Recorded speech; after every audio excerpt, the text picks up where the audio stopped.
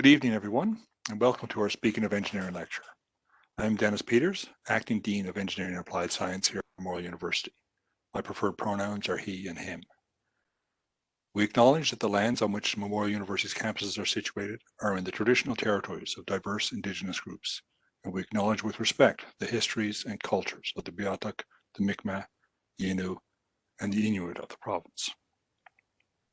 The Speaking of Engineering lecture series promotes engineering in our province and raises awareness of engineering-related issues among students, the academic community, and the general public.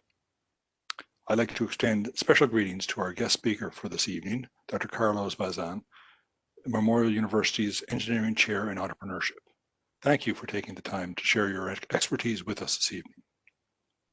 I would also like to acknowledge Janet Bradshaw, CEO and Registrar of the Professional Engineers and Geoscientists of Newfoundland and Labrador, also known as PEGNL. PEGNL is an invaluable asset to our program and our graduates, and we are honored to partner with them to bring you this lecture series. I will invite Ms. Bradshaw to share a few words about PEGNL's sponsorship a little later. Tonight's lecture is about Newfoundland and Labrador's technology sector and why engineers make great entrepreneurs. Today's economic activity has shifted to a greater dependence on knowledge, production, and utilization. Given that knowledge and innovation play increasing roles in fostering economic competitiveness, universities have become essential players in the knowledge economy, acting as catalysts for socioeconomic development. Dr. Bazan will highlight Memorial University's contributions to the local innovation and entrepreneurial ecosystems and to engineering entrepreneurship and why engineers make great entrepreneurs. Following Dr. Bazan's presentation, we will have some time for questions and answers, which I will moderate. For this, we'll use the WebEx's Q&A function, which you should see on the bottom right of your screen. You can type your questions in there at any time, and we'll go through them after the presentation. I encourage you to keep your questions brief if you can, and WebEx will help you by restricting you to 512 characters. We are recording the session so that we can share it with folks who are not able to be with us this evening. When your questions are read out, I'll use only the first name of the individual who submitted the questions. If you don't want me to use your name, just type anonymous at the start of your question and I won't read your name. So about this evening's speaker. Dr. Bazan is an assistant professor in the Department of Civil Engineering, and as I already mentioned, he is Memorial's Engineering Chair in Entrepreneurship. He has a diverse range of teaching experiences at the undergraduate and graduate levels in engineering, finance, and economics, and has managed research projects in several disciplines. Outside of academia, he has substantial management and business startup experience and has helped start several businesses in various industries.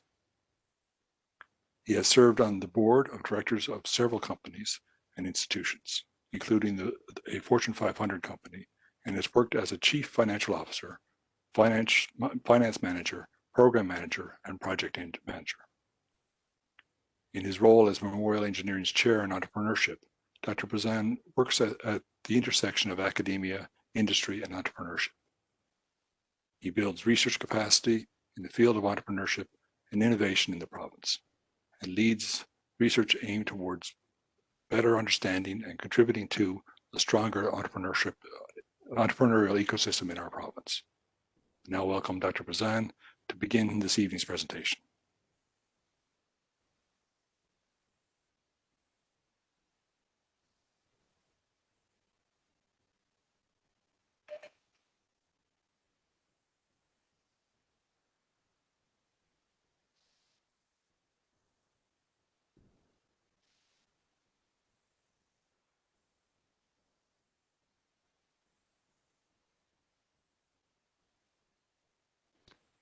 Can you hear me okay and see my screen? Yes, we can. Excellent. All right, so welcome to the talk, the technology sector in Newfoundland and Labrador, and why engineers make great entrepreneurs.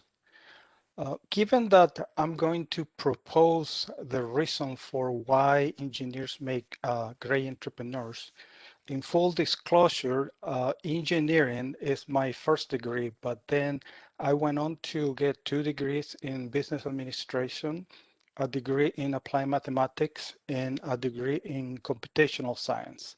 So I think that makes me a more unbiased messenger. To help prepare for this talk, I interview a few friends who know a heck of a lot more about the technology sector in Newfoundland and Labrador than I do. In the order in which I was able to interview them, I want to thank Michelle Sims from Genesis, Paula Mendoza from the Office of the Vice President for Research, Dave Lane from Vision 33, Paul Preston from TechNL, Florian William from the Memorial Center for Entrepreneurship, and Livy Carew from MyTax. A big thank to all of them. In this talk, I will use the metaphor of a passenger, that will be you, in the window seat of an airplane ready to land in St. John's International Airport. There are 5 stages of landing. The descent, where I will talk about the tech sector in numbers.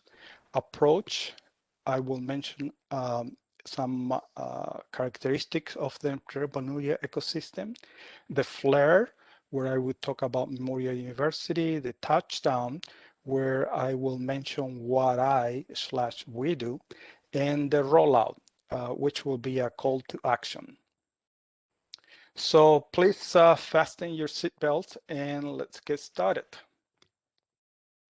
The technology sector in Newfoundland and Labrador has been evolving rapidly in the past several years. Though technology is so pervasive and ubiquitous in the workplace that assessing the technology sector's size and impact on the provincial economy is not easy. The technology sector's importance goes beyond the core group of firms creating technology products. It transcends across all sectors of the economy.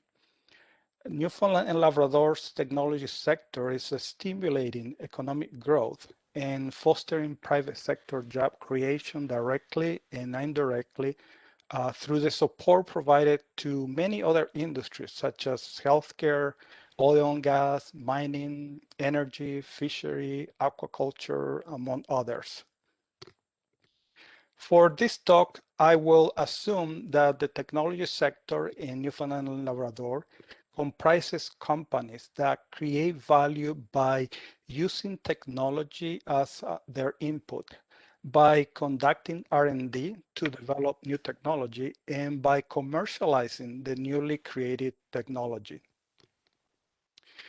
During the descent stage, you look out the window and see the big picture, the technology sector in numbers. The technology sector in Newfoundland and Labrador contributes north of $1.6 billion to the local economy.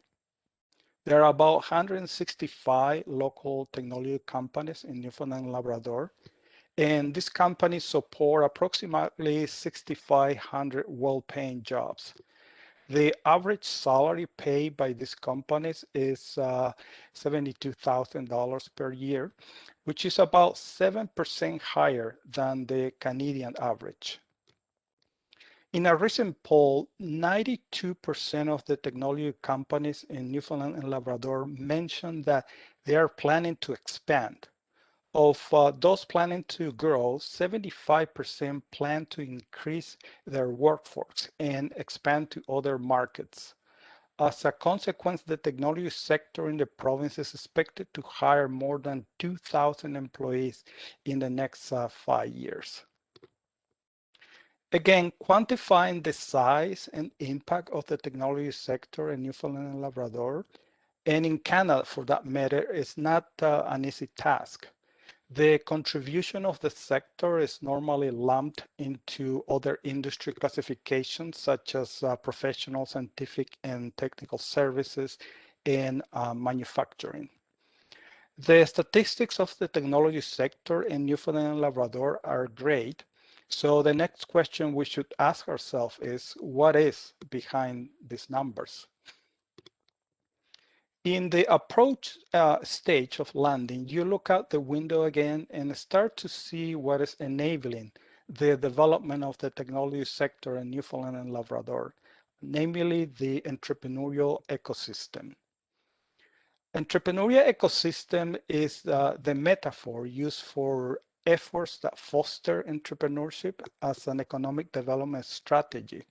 We borrow the term ecosystem from biology to mean the community of interdependent actors and their relations interacting as a system to support entrepreneurial activity, either directly or indirectly. But what makes the entrepreneurial ecosystem in Newfoundland and Labrador? The development of the technology sector in the province results from the ingenuity of Newfoundlanders and Labradorians and New Canadians, supported by synergistic collaborations among industry, post-secondary institutions, non-governmental organizations, the provincial government, and the federal government. The tangible entrepreneurial ecosystem. Technology companies and other companies creating economic activity in the province provide the most important contributions to the entrepreneurial ecosystem. That is, entrepreneurs helping other entrepreneurs. What you see is just a sample of mature, evolving, and nascent technology companies in the province. Post-secondary institutions are not only educating the technology workforce, but creating new knowledge and also supporting technology transfer. I will talk about Memorial University in a few minutes, so I will not elaborate here. NGOs are also contributing to the entrepreneurial ecosystem in many capacities. The provincial government, through the new Department of Industry, Energy and Technology, is creating a competitive environment to support private sector investment and business growth. There are many new programs that will start making a difference very soon. I really like the way the provincial government is approaching the new efforts to diversify the economy by being more intentional about it. The federal government is supporting research, innovation, and entrepreneurship via several organizations. There is fantastic support from the federal government. Now, the more intangible elements of the entrepreneurial ecosystem stem from the special place that is Newfoundland and Labrador. But what makes this such a special place? I talked to my interviewees about, and they provided me some keywords that describe these intangible elements of the entrepreneurial ecosystem. So this is part of the key terms or keywords that they mentioned. Extraordinary people, amazing mentors, a sense of community, the drive of the champions, well-functioning network, and a wonderful success story. In the flare stage, you look out the window and start to see the important role that Memorial University as a whole plays in supporting the development of the technology sector in Newfoundland and Labrador. This is not a coincidence. In today's knowledge economy, economic activity has shifted to an ever greater dependence on knowledge production and utilization.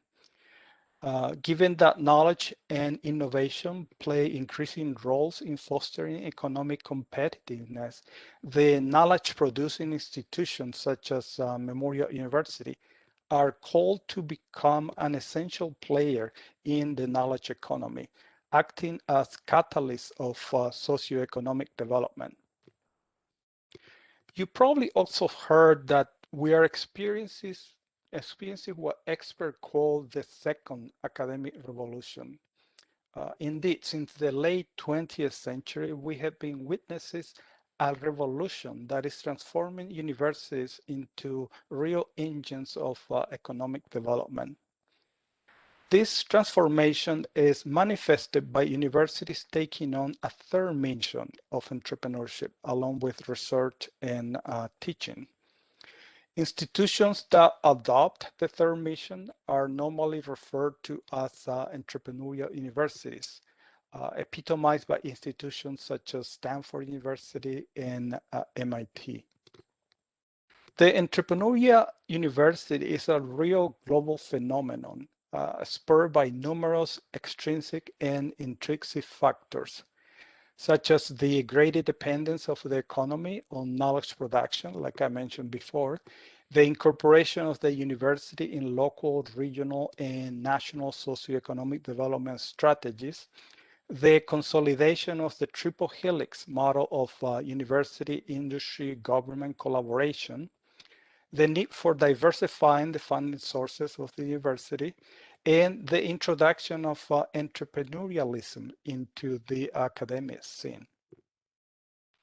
In my opinion, Memorial has been transforming itself to become an entrepreneurial university with the purpose of fulfilling its special obligation to the people of Newfoundland and Labrador by playing a more prominent role in the provincial strategies for socioeconomic development.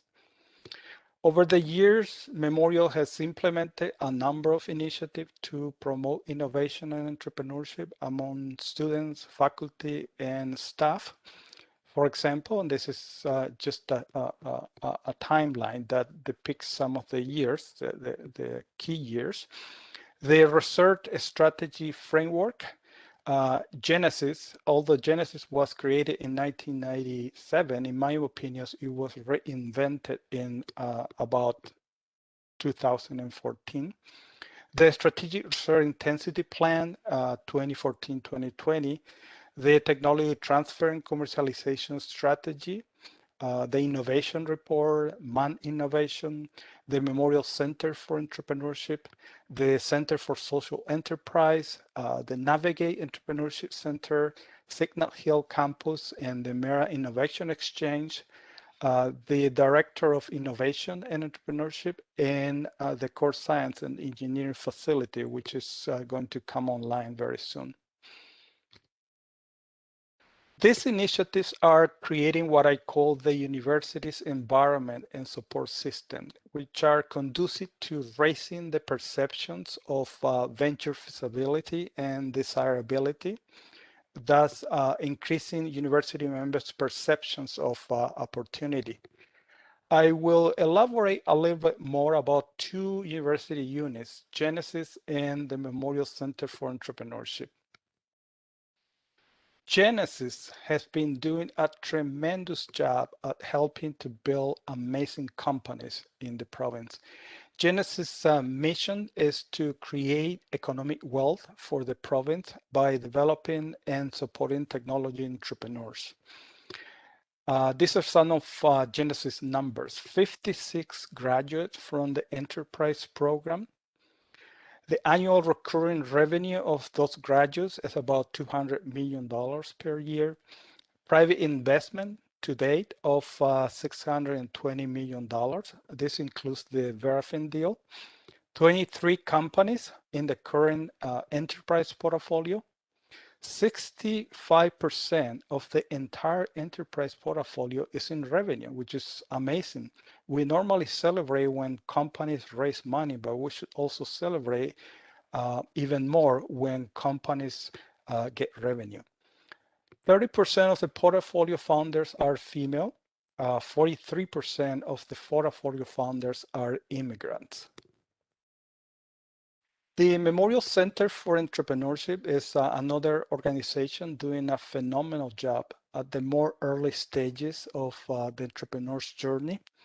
MCE is a campus-wide center of Memorial that provides inspiration, guidance, resources, and an entrepreneurial community to undergraduate and graduate students. From an initial intake of 20 students back when MCE was started, MCE now provides programming to over 300 students interested in entrepreneurship annually. The entrepreneurial intention of Memorial students grew by 27% in 2 years. More than 85 startup ideas with high growth potential are now pitched to MCE every year. And MCE supported startups created over 150 new jobs. Now, and 5 of these companies went on to raise $14.4 million. So this is an observation. Many of the companies at Genesis and MCE are founded by engineers. So the provocative question then is, why do engineers make great entrepreneurs? And in my opinion, there are 2 factors. First, the notion of entrepreneurship has fundamentally changed over the years. Today, entrepreneurship is no longer regarded as being serendipitous and individual, but rather social and organized, to the point that it is now well established that entrepreneurship is a set of skills that can be taught and learned. Second, the startup process has changed dramatically over the last decade. It went from having a business idea and writing a business plan to identifying a problem whose solution can become a business opportunity. Engineers have the creative mindset and skills needed for solving problems, which is a condition sine qua non for successfully developing, organizing, and managing a business venture, and is inherent risk. In the touchdown stage, you start to see the work that I/we do at Memorial. As the engineering chair in entrepreneurship, my research work lies at the intersection of academia, innovation, and entrepreneurship. It is concerned with turning academic research outcomes into successful businesses. My mandate is to work with all universities members who want to explore the possibility of taking their innovations to market. You probably agree with me that research at Memorial produces many new discoveries and inventions with commercial potential, but that turning those innovations into successful products, let alone businesses, can prove extremely difficult.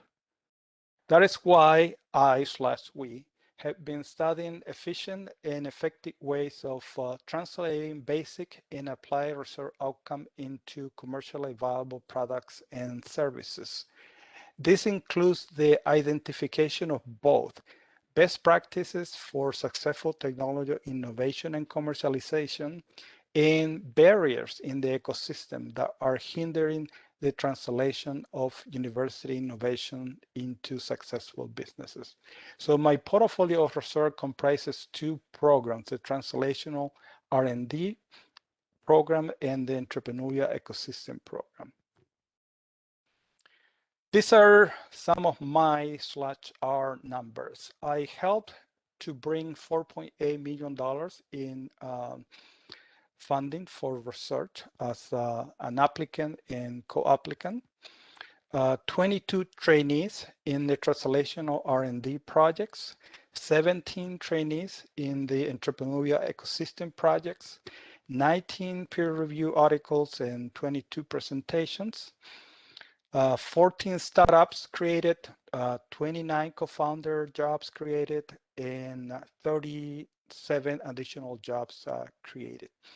I'm very happy with what we have accomplished in the past 4 years, despite a year of diminished activities due to a serious car accident in the summer of 2019, and also the year of diminished activity due to the year-long pandemic. Okay, finally, in the rollout stage, you get to your destination. While you self-isolate for 14 days as is required, I will give you some food for thought in the following call to action. The biggest threat to the technology sector in Newfoundland and Labrador is sustainability or lack thereof. We're not creating enough talent to support the demand of the required jobs in the technology sector. So the number one priority is to produce more talent. And here are some pointers. We should start in the K through 12 system. We should develop more entrepreneurship programming, invest in innovation infrastructure, uh, make the support system more self-sustainable. And by that mean make MCE more self-sustainable, maybe by an endowment, and embrace the third mission. But don't take my word for it. The Atlantic Provinces Economic Council released a research report called Digital Technology Firms, Their Importance and Role in Atlantic Canada's Economy in 2019. This was before the pandemic, of course. And the report reads, responsive post-secondary institutions, effective immigration, and a commitment by firms to train employees are critical for future growth. This is my last slide, and this is a call to action to industry. I called industry to hold a hacking for recovery. The biggest strength, as I mentioned before, of our entrepreneurial ecosystem is entrepreneurs helping other entrepreneurs. So we should come together following the Hacking for X model to devise mechanisms to help the struggling sectors in the community due to the pandemic. Thank you very much for attending this lecture. Here's my contact information if you want to continue this conversation later on over coffee, once you finish your mandatory quarantine, of course. But before ending, I want to thank Paul Martin from the university's Center for Innovation in Technology and Learning, and Jackie Locke from the Faculty of Engineering and Applied Science for putting this event together and holding it together over the internet. Thank you very much.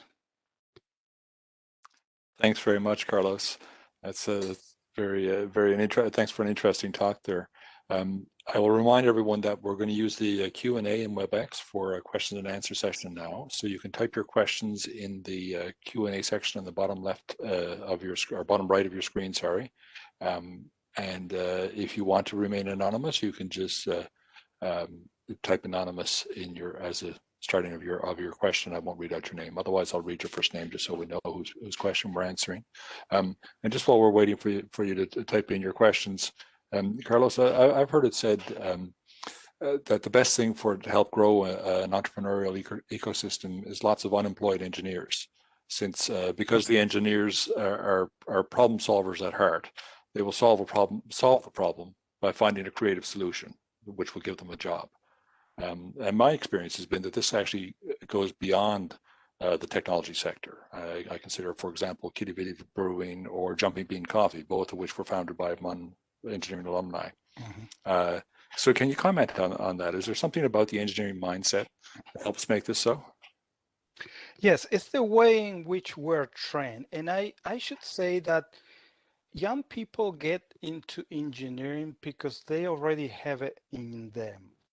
You know, this ability, you know, maybe math is easy for them, physics is easy for them, they love technology, they want to solve problems, they're always tinkering with technology in the house, etc., etc. So they get into engineering, and we provide this amazing training that allows them to develop what they already have. And for those students who don't have it naturally, they can actually acquire that, because just like I said about entrepreneurship, that in the past, people thought, okay, you had to be born an entrepreneur, otherwise you won't make it. People debunked that theory a while ago by establishing that entrepreneurship can actually be learned, and we can teach entrepreneurship.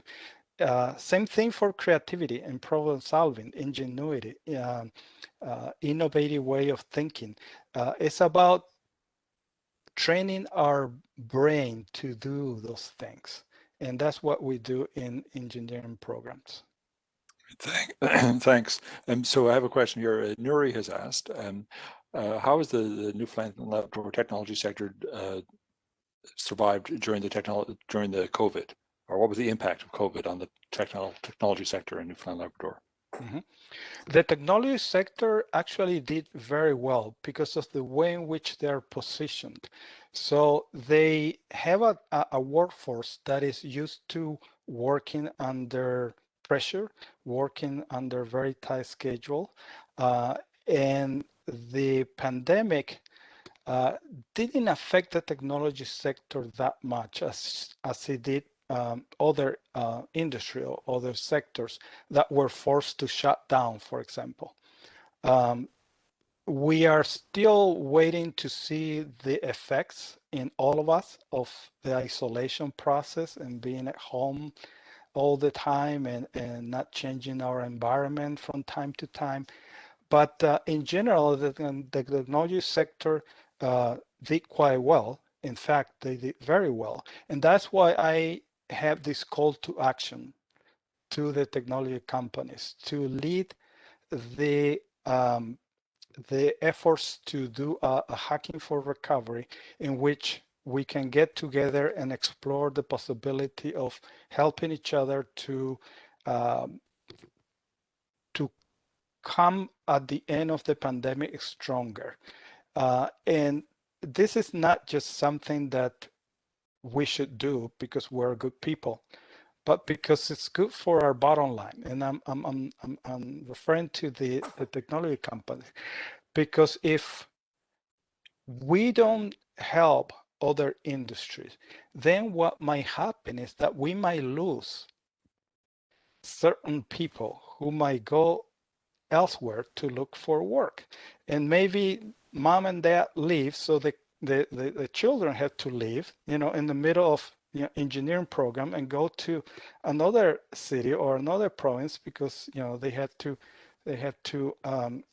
find a job that maybe the dad or the mom lost during the pandemic. So this is an obligation in terms of let's say something that we should do as a community, but at the same time, it will help retain, the population that is already very fluid. And you saw the numbers. In the next 5 years, we will need 2,000 more employees who can come to this technology, the existing technology company. We're not even talking about the ones that are now being created at MCE as we speak. So it's good for the community and it's good for the bottom line of these companies. Okay, thanks very much. We have a number of questions coming in, so I'll go through them in the order and I've got them here. So Mike has asked, how can engineers be paired with business students in order to create sustainable firms? It may be too much, it may be too much for an engineer to learn finance, marketing, business, law, etc. So partnering with business students seems to be a good idea. Is one already doing this? Awesome question. We have been trying, we haven't been that successful. There were a few attempts and we are trying to do more of it. And one initiative that somebody mentioned to me during the interviews, one of my friends who know a heck of a lot more of the technology sector in Newfoundland rather than I do, told me that they heard about a capstone program in another university where there's a capstone program in business and a capstone program in engineering. And at the end, they decided to merge the two. and get the best out of both worlds. And that capstone program now, the merge capstone program, is producing a lot of solutions that can eventually become business opportunities. So these are things that other people are experimenting with, and that we should try them, because we have the capacity to do that, and I think we have the resources to put something like this together. That sounds interesting. Maybe you should talk to the Dean of Engineering or the Yep, I Dean should. of Business and see if they can help you out with this. Okay, another question. How would you validate a business idea as an engineering student? Remember, I mentioned that a while ago, we thought that entrepreneurship was serendipitous, and you went almost in a random walk trying to get it off the ground. Now we have methodologies that are very, very well established and that are tested and that work. So, for example, the Lean Startup methodology is a methodology that we use. We use it at MCE, we use it at Genesis, we teach it in some of our courses, and it's a framework or a template that allows early stage entrepreneurs to explore through a systematic way the process that is called customer development, that starts with the customer discovery. So it's a process. It has been tested over time. It's very successful, and it allows putting guardrails that prevent early stage entrepreneurs from getting off a tangent and wasting time and money trying to do something that is proven not to work. Right. Okay. And I guess we should maybe encourage that engineering student to reach out to the MCE, for example, as a place to explore those methods. That's right. Yeah, Yeah. MCE is the entry point for entrepreneurship at Memorial. Yeah, for example. And having said that, the next question is from a friend of yours who knows something about the MCE. Florian has asked, from your perspective, what are the barriers for increasing gender diversity in the tech sector, and how should we address them? This is a very interesting question, very difficult question. We have been trying different things. In the Faculty of Engineering, for example, we started an initiative a while ago, and we want to increase the percentage of female students in our programs, both undergrad and graduate, and also increase the percentage of female faculty members. So there are 3 committees working on that. We haven't found the magic wand that will allow us to do that. But in general, it's about demystifying the field and having programs that are more, let's say, interesting for a female student, in the sense that it will deal with, for example, solving societal problems or solving environmental problems, or doing things in ways that will appeal more to a female student, and that can eventually provide an avenue for them to become more comfortable with the process. We all remember that some years ago there was no male nurse, and now we have male and female nurses in hospital, almost equally represented for the most part, and that took a while to kind of demystify or market the profession as something that is equally available and can actually provide some some careers to both genders. Okay, thanks. Okay, this next question, I'll put it to you and see what you say. It's maybe somewhat directed at me or my colleagues as well. Hang on, sorry. Scrolling is happening, so I've got to go scroll back and find it. Here we go. Bishkek asks, I would like to know how MUN is helping graduate students who do not have a work or co-op term to help connect with the tech sector in Newfoundland and Labrador. He says, I'm graduating this semester with a Master's of Applied Science and Computer Engineering, but the program does not have a co-op work term, making it difficult to get in touch with the tech sector in St. John. So how would you advise that student to reach out to the tech sector? Yes, that's a very good question. And it is something that we are starting to address as well.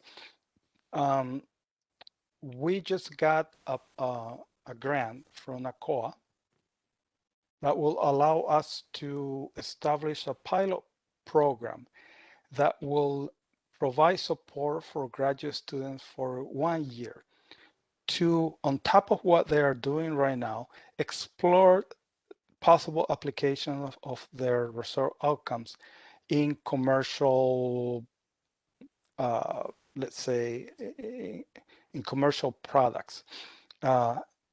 So what we provide with this program is a fellowship of $4,500 that can motivate and allow these students to do a little bit more than that they will normally do for their graduate program, which is basically doing research and writing a thesis and maybe a couple papers. By going through a program that I will be supervising and providing support for. So this is one alternative. The other alternative is always to talk to your supervisor and see whether the supervisor has some connection with industry and whether the project that the student is going to be working on has some practical application that can be of interest to industry. So that's another possibility. And of course, MCE is there also for graduate students. So MCE is for all students at Memorial. So it's just a matter of dropping by, well, not now, but eventually dropping by and talking to Jason, for example, making an appointment with Jason and talk about possible, business idea, or maybe if that student's interested in joining an already existing team, that can also be explored. The possibility of joining a team as a co-founder. Good ideas, yeah. Sure, okay. I'm going to move along because we have a few minutes left and lots of questions coming in, so that's great. I'm not sure if I should allow him, but I'll let Florian have a second question. He says, sorry, just scrolled on me again. You mentioned the challenge of the availability of talents or talent. What should the university do to increase the pool of talent for the tech sector in the province? Good question. Two things that I can think of off the top of my head. One is to try and recruit more students for the fields or the programs that will produce talents for the current technology companies. And for that, we should, talk to these companies and know what it is that they need. Another possibility is, and I think the slide that quoted this phrase from the report, the research report, said it very, very well. Companies should make training available to their employees in both ways. One, it could be internal, where they organize workshops or training sessions that are held in the business, in the company. And the other possibility is to take advantage of what will be what I call Memorial X. the new strategic plan for Memorial University calls for opening extended study, the unit, a unit that will provide training for people who want to be lifelong learners. So this unit, this program, Memorial X, can provide training for a lot of these companies so that the employees that they already have will gain the expertise that the company needs in such a way that if they can find it outside the company as new employees, they can use their already existing employees and maybe replace that with another employee who doesn't have those skills or that doesn't have the training. So we have to come together and brainstorm all those possibilities and maybe create new programs that will allow students to become, let's say, more trained towards what the province needs in terms of technology. Because every community or every ecosystem has companies with certain characteristics. We might have companies that are developing technology that are ocean related, for example, that you can find in Alberta. So we have to learn, use voice of the customer approach to learn what it is that the companies are needing in order for us to provide that to them. Okay, thanks a lot. I'm going to try and get a couple of more questions in here.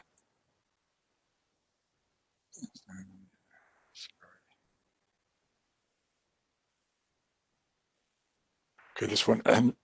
So Anish says, "Hey Carlos, great presentation. What would you say to someone who are finding it hard to convert their technological ideas to a startup idea?"